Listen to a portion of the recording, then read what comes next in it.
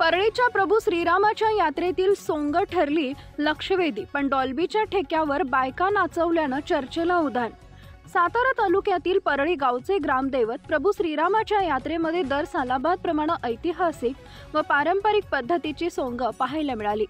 दरवर्षी यात्रेमध्ये बैलगाडीत सोंग केली जातात, मात्र यावर्षी बैलगाडीची जागा ट्रॅक्टरने घेतल्याचं चित्र पाहायला मिळालं।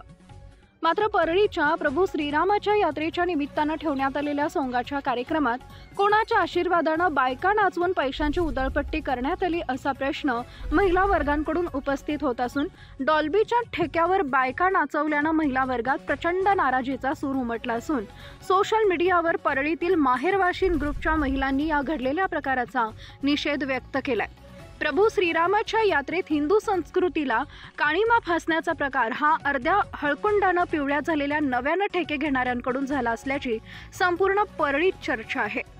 खरं तर परळीच्या यात्रेत डॉल्बीचा दणदणाट सुरू असताना देखील या ठिकाणी उपस्थित असलेल्या पोलिसांनी मात्र बघ्याची भूमिका घेतल्याचं चित्र पाहायला मिळालं।